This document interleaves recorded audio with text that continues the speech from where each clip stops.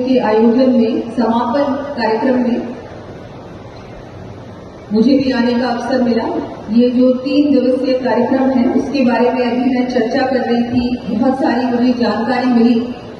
और जैसा कि मुझसे पहले सभी वक्ताओं ने आपको बताया कि आज हम उस युग में जी रहे हैं। आज हमारे लिए तो मैं मानती हूँ कि ये स्वर्ण युग है, क्योंकि हमारे माननीय प्रधानमंत्री जी ने आयुष मंत्रालय का भी गठन किया 2014 में और तब से लेकर अभी तक जिस तरह से आयुर्वेद में और योग में विशेषकर जो हमारे युवा हैं उनकी रुचि भी बढ़ी है और इसमें जिस तरह से रिसर्च हो रहा है, जिस तरह से कार्य किया जा रहा है, जिस तरह से योजनाबद्ध तरीके से इस पूरे मंत्रालय को, इस पूरे आयुर्वेद को, हमारे वैसे भी आयुर्वेद तो हमारा ही था, हम सब जानते हैं कि आयुर्वेद का क्या महत्व है। हमारे पुराणों में हमने बचपन से देखा है, हमारे ये तो हमारी संस्कृति का ही एक हिस्सा है, लेकिन किसी न किसी वजह से हम इससे दूर होते जा रहे थे और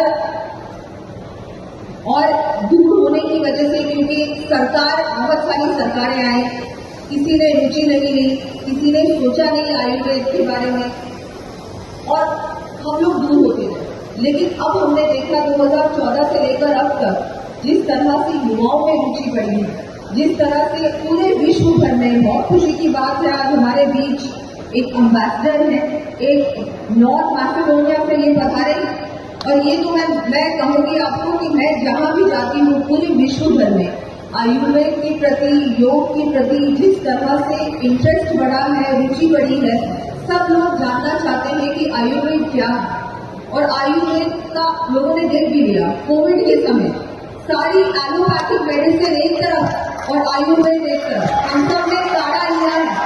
काढ़े से हम लोग ठीक हुए हैं, हम सब जानते हैं, इसमें रिसर्च भी हुआ।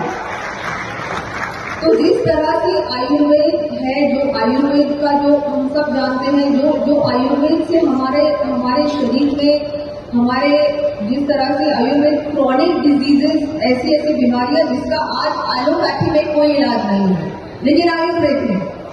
ये बात पूरा विश्व जानता है और भी ज्यादा इसका प्रमाण हमने देख लिया है कोविड के समय। और विशेषकर यूथ, मैं आपको कहना चाहूंगी कि ये जो युवा है आजकल वो एलोपैथिक मेडिसिन से बहुत डरते हैं। बहुत खुशी की बात है क्योंकि एलोपैथिक मेडिसिन ऐसी चीज है जो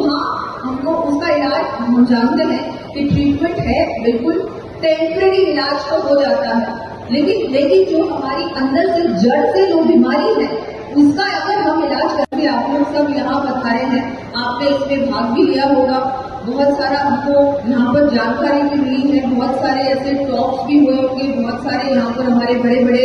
आयुर्वेद चिकित्सक पूरे विश्व भर से भी पधारे हैं। मुझे लगता है इससे बहुत हम सबको लाभ मिलेगा और एक जो ये हमारा आयुर्वेद है इसको कैसे आगे बढ़ाना है, इसमें भी हमको और रिसर्च करने की मैं मानती हूँ आवश्यकता है। इसके बारे में थोड़ा प्रचार प्रसार और हो, हर व्यक्ति तक ये कैसे हम इसका बेनिफिट ले सकते हैं, क्योंकि बहुत सारे चिकित्सक तो हैं, अभी भी हैं, लेकिन कई बार लोगों के मन में एक थोड़ा सा रहता है कि ये ऑथेंटिक है कि नहीं है, ये जो दवाई प्रिस्क्राइब कर रहे हैं, जो हमको बता रहे हैं ये जड़ी बूटियां सही है, ये मुझे करना चाहिए नहीं करना चाहिए। मुझे लगता है इसमें भी अगर आयुष मंत्रालय के साथ मिलकर, राजस्थान सरकार के भी साथ मिलकर हम लोग कुछ ऐसा काम करें जिससे कि लोगों को एक क्रेडिबिलिटी वाला जो कभी कभी रहता है, आप लोग भी समझ रहे होंगे मैं क्या बोल रही हूँ, तो वो एक चीज भी हम लोग थोड़ा सा वो जो एक मन में रहता है कि ये सही चिकित्सक है नहीं है, जो ये हमें बता रहे हैं कि ये दवाई हमको लेनी चाहिए नहीं लेनी चाहिए, ये चीज भी भ्रम थोड़ा सा एक मन में रहता है, डाउट रहता है, वो भी दूर करने की हम लोग कोशिश करें। वैसे तो हम लोग बहुत कुछ अब आयुर्वेद में भी बहुत रिसर्च भी हो रही है, बहुत कुछ हो रहा है, हर व्यक्ति जुड़ना चाहता है। मुझे लगता है जैसे एलोपैथी के बारे में एक वो हो गया है कि एलोपैथिक दवाई से कोई ज्यादा लाभ नहीं मिलता, सिर्फ कुछ समय के लिए लाभ मिलता है, लेकिन उसके बाद उसका नुकसान भी होता है। ये भी हम लोगों ने देखा, जितना वो शरीर को नुकसान एलोपैथी करती है उतना आयुर्वेद की दवाई कोई नुकसान नहीं करती। ये सारी बातें हम यूथ में है, पूरे विश्व भर में इसकी जानकारी भी है, लोग जानते हैं, लेकिन अब इसको कैसे और हम लोग इसको बढ़ाएं, इसके बारे में भी एक साथ मिलकर सरकारें, आप लोग सब साथ मिलकर इस पे भी हम लोग थोड़ा और कार्य करें तो बहुत अच्छा होगा। मैं तो ये भी मैंने आज अभी चर्चा हम लोग कर रहे थे कि आयुर्वेद का एक बड़ा सेंटर राजस्थान में भी हम लोग स्थापित करें, उसमें भी हम लोग ऐसा कुछ कार्य करें, क्योंकि मैं टूरिज्म से जुड़ी हूँ क्योंकि केरला में और उत्तराखंड में और बहुत सारे ऐसे प्रदेश हैं, चाहे बैंगलोर में, हमारे कर्नाटका में और भी बहुत सारे प्रदेशों में तो बहुत कुछ आयुर्वेद में काम भी हुआ है, बहुत बड़े बड़े इंस्टीट्यूशन और सेंटर्स हैं, लेकिन अभी भी राजस्थान में ऐसा एक बहुत बड़ा इंटरनेशनल सेंटर अभी भी नहीं है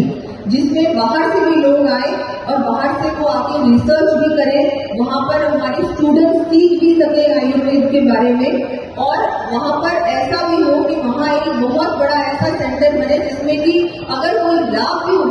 उठाना चाहे, जैसे कि केरला में। अब आयुर्वेद की ओर रुझान बढ़ा है, पूर्व सरकारों ने इस पर ध्यान नहीं दिया था। हमारे माननीय प्रधानमंत्री ने आयुष मंत्रालय का गठन किया और उसके बाद आपने देखा बहुत सारी योजनाएं उन्होंने शुरू की जिससे कि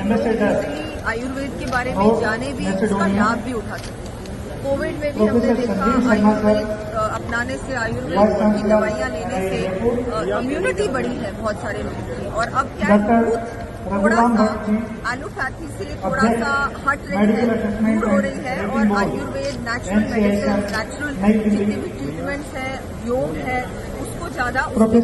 रुझान बढ़ा है। मैम आज यहाँ पर एक रिकॉर्ड भी बना है, शिशु संहिता सामूहिक पढ़ी गई है।